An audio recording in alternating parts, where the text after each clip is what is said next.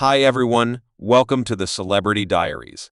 From a youth set apart by unrest to a vocation that appeared to be relentless, Mario's venture is one of wins and heartbreaks.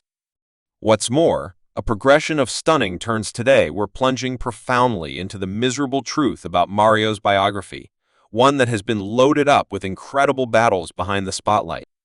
As a cherished R&B star, Mario's prosperity appeared to be predetermined. However, behind the notoriety, there were fights with family, individual evil spirits, and the cost of notoriety itself. Stay close by as we uncover the highs, the lows, and everything in between in this noteworthy gander at the genuine Mario. Trust me, this is a story you won't have any desire to miss. Mario de Barret, better referred to just as Mario, was brought into the world on August 27, 1986, in the lively city of Baltimore, Maryland. It were formed to grow up his initial years by a troublesome family circumstance, as his mother fought with chronic drug use due to this. Mario was fundamentally raised by his grandma, who played a focal job in his childhood regardless of the difficulties at home. Mario had an unmistakable vision for his future, since early on indeed, even as a kid he was attracted to music. Furthermore, realized that he needed to turn into an artist to assist him with seeking after his fantasy. His mother, in spite of her battles, got him a karaoke machine, which turned into an insignificant apparatus in supporting his melodic abilities. As Mario progressed in years, he became more engaged with music, joining a gathering at Milford Factory Foundation. It was there that he not just sharpened his vocal capacities, yet additionally figured out how to play the piano at only 11 years of age. Mario's huge break came when he was found by the music maker Troy Patters, in the wake of conveying a strong exhibition of the exemplary tune "I'll Have Intercourse With You" at an ability show held at Senn State E-School. His noteworthy ability got Patterson's consideration, and before long, Mario was offered a record bargain. By the time he was 14, he had previously marked with a record name denoting the beginning of his expert music vocation. Anyway, his own life confronted a troublesome turn in 1999 at the point when his darling grandma, who had raised him, died after her demise. Mario had to move back in with his mom, who was battling with a serious illicit drug use. When Mario began secondary school, his life took another large turn. His mom, still battling with her dependence, permitted Troy Patterson, the maker who had found him, to turn into his legitimate watchman.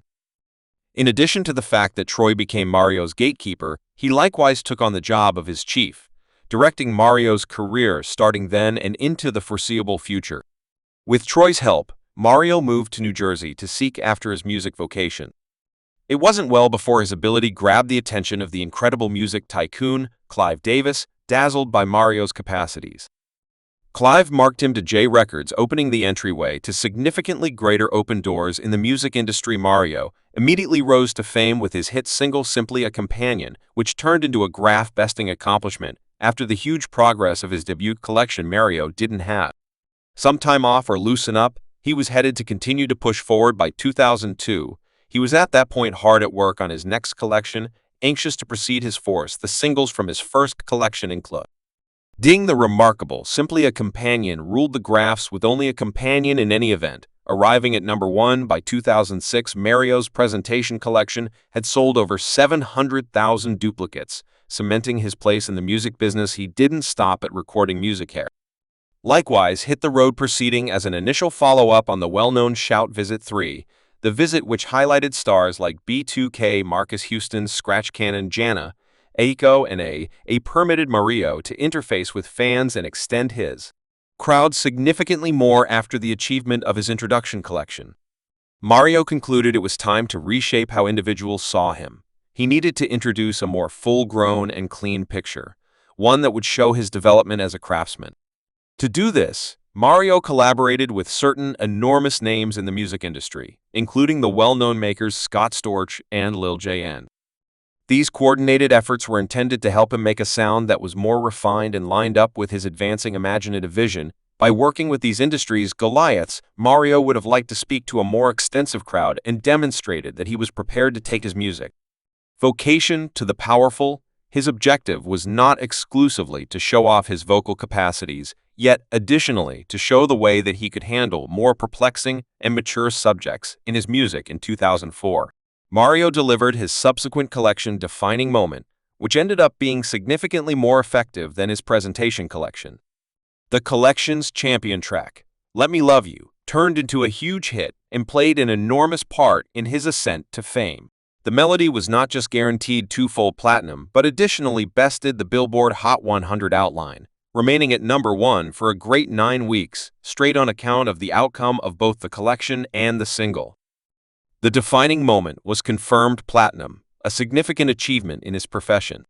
The effect of Let Me Love You was so critical that it acquired Mario 2 Grammy selections, which is a tremendous accomplishment for any craftsman in 2006. Mario confronted a few significant difficulties in his profession when he documented a claim against his chief at the time, Troy Patterson. Mario guaranteed that in spite of selling 3 million records, he was, as it were, paid off $50,000 while his record label, J Records, created a gigantic gain of $20 million. This legitimate question made a ton of strain among Mario and Troy, with Troy later recording his own claim against Mario, blaming him for penetrating their agreement. Fortunately, the two sides had the option to secretly settle the issue, agreeing to end the fights in court in 2007. Mario took a striking step by featuring in an MTV narrative named The Tale of Mario.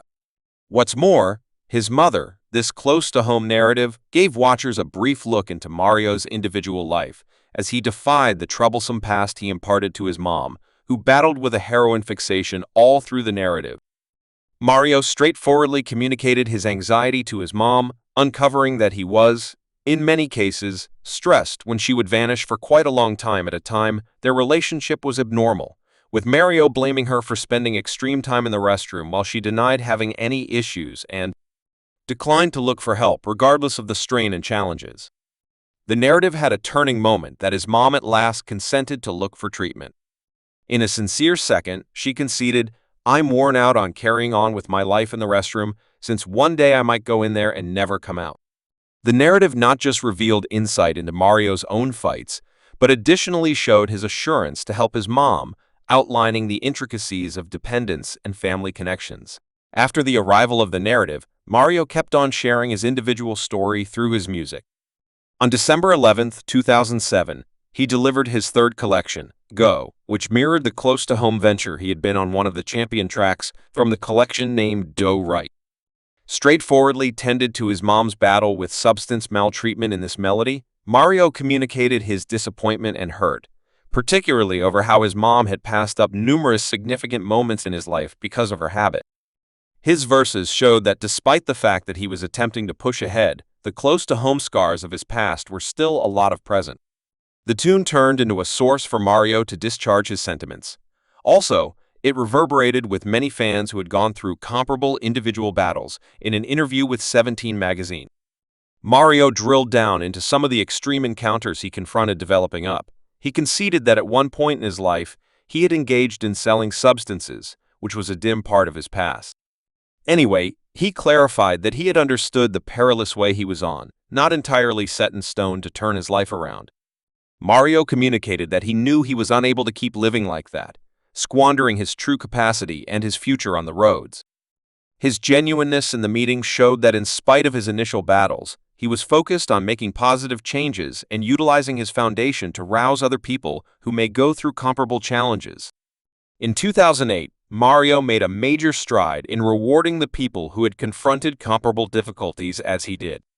Growing up, he helped to establish the groundwork for the Do Right cause, which was pointed toward aiding individuals, particularly youthful people, who were battling with guardians who had substance misuse. This was a profoundly individual reason for him, as he had encountered the torment of managing his mother's compulsion by making this establishment. Mario needed to offer help also, direction to others heading through comparable battles, showing that there was trust for recuperation and a more brilliant future. Then, in 2009, Mario made his rebound to the music business with the arrival of his collection, DNA, the lead single, Separation, which included Craftsman Shaw Garrett and Gucci Fundamental, denoting his revisitation of the spotlight. The tune reverberated with fans as Mario investigated topics of affection, deplorability, and self-improvement in an astonishing turn of occasions. Mario confronted serious legitimate difficulty at the point when he was accused of second-degree attack against his mom. The circumstance unfurled when his mom called the police, blaming Mario for harming their loft and pushing her during a contention. Thanks for watching this video.